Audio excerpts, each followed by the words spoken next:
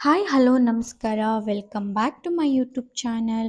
ನಾನಿವತ್ತು ಒಂದು ಒಳ್ಳೆ ರೆಸಿಪಿ ಜೊತೆ ಬಂದಿದ್ದೀನಿ. ಅದಂತೂ ತುಂಬ ಹೆಲ್ತಿಗೆ ಒಳ್ಳೆಯದು, ಮಕ್ಕಳಿಗಂತೂ ಮೆಮೊರಿ ಪವರ್ ಹೆಚ್ಚು ಮಾಡುತ್ತೆ ಅದು ತಿಂದರೆ ಅಂತ ಹೇಳ್ತಾರೆ.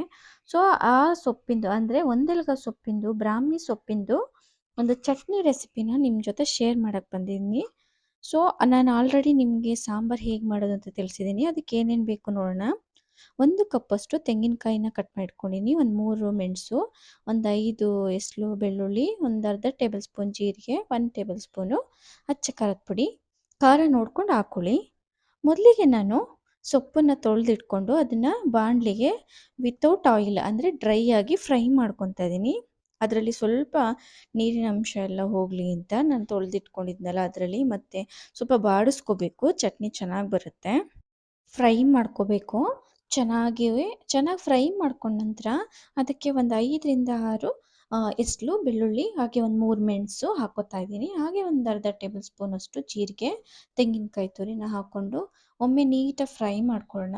ನೀವು ಅಚ್ಚ ಖಾರದ ಪುಡಿನ ಹಾಕೋತಾ ಇದ್ದೀನಿ. ಅಚ್ಚ ಖಾರದ ಪುಡಿ ಬೇಡ ಅಂದರೆ ನೀವು ಮೆಣಸಿನ್ಕಾಯಿನೂ ಹಾಕೋಬೋದು. ಸೊ ಇಷ್ಟನ್ನು ಹಾಕ್ಕೊಂಡು ನೀಟಾಗಿ ಫ್ರೈ ಮಾಡ್ಕೊಳ್ಳೋಣ. ನೋಡಿ, ಚೆನ್ನಾಗಿ ಫ್ರೈ ಮಾಡ್ಕೋಬೇಕು. ಫ್ರೈ ಮಾಡ್ಕೊಂಡ ನಂತರ ಅದು ಆಗೋಕ್ಕೆ ಇಡಬೇಕು. ಅಂದರೆ ಅದು ಬಿಸಿ ಸ್ವಲ್ಪ ಕಡಿಮೆ ಆಗೋ ಥರ. ನಂತರ ಅದನ್ನು ಜಾರಿಗೆ ಹಾಕ್ಕೊಂಡು ಅದಕ್ಕೆ ಸ್ವಲ್ಪ ಸಾಲ್ಟನ್ನು ಹಾಕ್ಕೊಂಡು ರುಬ್ಕೊಳ್ಳೋಣ ನುಣ್ಣಗೆ. ರುಬ್ಕೊಂಡ ನಂತರ ಒಂದು ಬಾಣಲೆ ಇಟ್ಕೊಂಡಿದ್ದೀನಿ. ಆ ಬಾಣಲೆ ಬಿಸಿಯಾದ ನಂತರ ಅದಕ್ಕೆ ಸ್ವಲ್ಪ ಆಯಿಲ್ನ ಹಾಕ್ತಾಯಿದ್ದೀನಿ.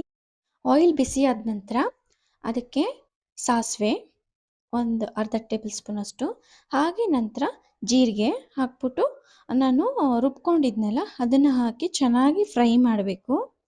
ಫ್ರೈನ ಚೆನ್ನಾಗಿ ಕುದಿಸ್ಕೋಬೇಕು. ನೀಟಾಗಿ ಕುದಿಸ್ಕೊಂಡು, ಏನಾದರೂ ನಿಮಗೆ ತೆಳ್ಳಗೆ ಬೇಕು ಅಂದರೆ ಕನ್ಸಿಸ್ಟೆನ್ಸಿ ನೋಡಿಕೊಂಡು ನೀವು ಸ್ವಲ್ಪ ನೀರನ್ನು ಹಾಕ್ಕೊಂಡ್ರೆ ತುಂಬ ಚೆನ್ನಾಗಿ ಟೇಸ್ಟಿಯಾಗಿರುವಂತಹ ಚಟ್ನಿ ರೆಡಿ ಆಗುತ್ತೆ. ನೀವು ಒಮ್ಮೆ ಮನೇಲಿ ಟ್ರೈ ಮಾಡಿ ಹೇಗೆ ಬಂತು ಅಂತ ಕಮೆಂಟ್ಸ್ ಮಾಡಿ. ಹಾಗೆ ನನ್ನ ಯೂಟ್ಯೂಬ್ ಚಾನಲ್ನ ಇನ್ನೂ ಸಬ್ಸ್ಕ್ರೈಬ್ ಆಗಿಲ್ಲ ಅಂದರೆ ದಯವಿಟ್ಟು ಸಬ್ಸ್ಕ್ರೈಬ್ ಆಗಿ, ಹಾಗೆ ಲೈಕ್ ಮಾಡಿ, ಶೇರ್ ಮಾಡಿ. ನಿಮ್ಮ ಸಪೋರ್ಟು ದಯವಿಟ್ಟು ಮಾಡಿ. Thank you.